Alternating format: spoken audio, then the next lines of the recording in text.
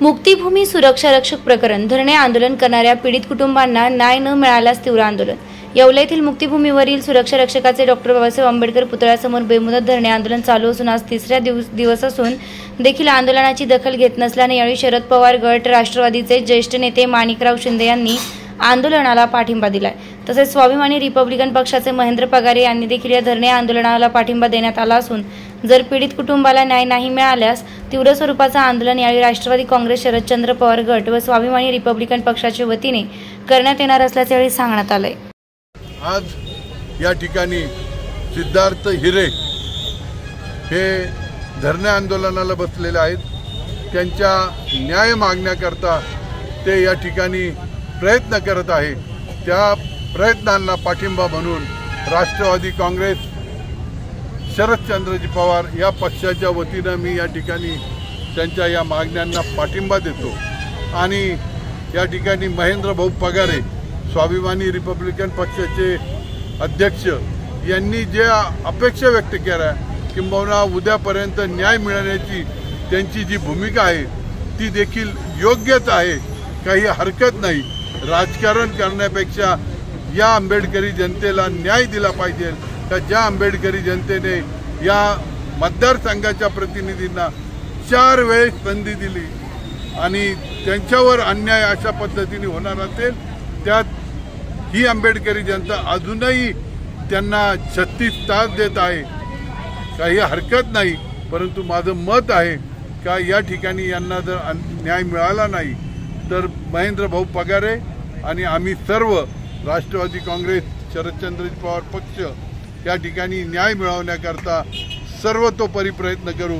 आणि एवढंही करून जर न्याय मिळाला नाही तर महेंद्र भाऊ पगारे आणि हे सर्व त्यांचे आंबेडकरी कार्यकर्ते सांगतील त्या पद्धतीने आपण निषेध व्यक्त करण्याकरता व मोर्चा असेल, त्या ठिकाणी उपोषण असेल, या पद्धतीचा मार्ग दीक्षित अवलंबू। आणि माझी या निमित्ताने या आंबेडकरी जनतेला हीच विनंती आहे की हा अन्याय सहन करण्यापेक्षा आपण या तालुक्यामध्ये निश्चितपणे बदल घडवण्याची ताकद ही तुम्हीच ठेवलेली आहे।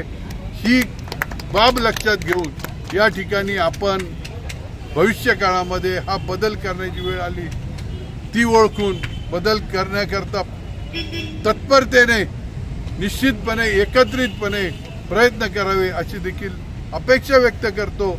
आणि या मतदारसंघामध्ये डॉक्टर अण्णाभाऊ साठे आणि बिरसा मुंडा आणि एकलव्य यांचे जे स्मारक या ठिकाणी आता आम्ही करतोय या पद्धतीचं चाललेलं हे जे वातावरण आहे किंबहुना या बाबतीमध्ये दिलं जाणारं आश्वासन आहे हे 20 वर्षात पूर्ण झालं नाही आणि आता शेवटच्या महिन्यामध्ये कसं पूर्ण होणार हे गाजर या ठिकाणी जर कोणी दाखवत असेल तर त्याही समाजाला माझं म्हणणं आहे का आपण बदल केल्याशिवाय हे प्रश्न सुटणार नाही।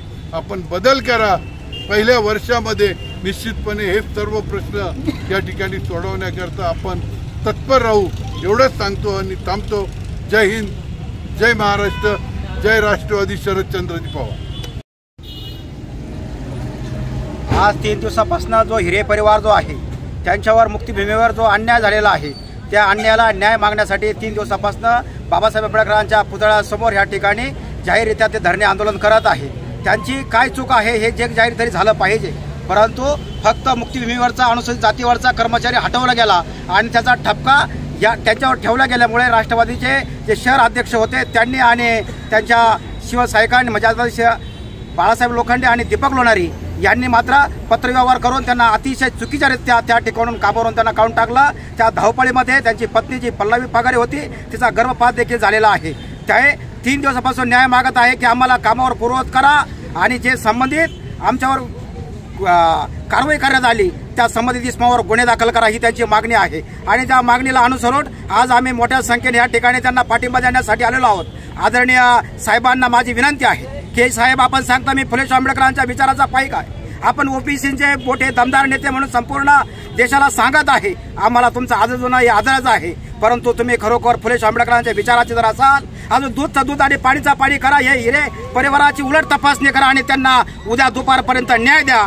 अन्यथा आंबेडकरी समाज हा अतिशय तीव्र झालेला आहे की न्यायासाठी संपूर्ण आंबेडकरी समाज आणि महाविकास आघाडीचे लोक आमच्याबरोबर आमच्या खांद्याला खांदा देऊन भव्य दिव्य असा विराट मोर्चा जेणेकरून संपूर्ण महाराष्ट्राचं लक्ष वेधलं जाईल अशी पुनरावृत्ती ह्या येवल्यामध्ये घडू नये हीच माझ्याकडून अपेक्षा आहे.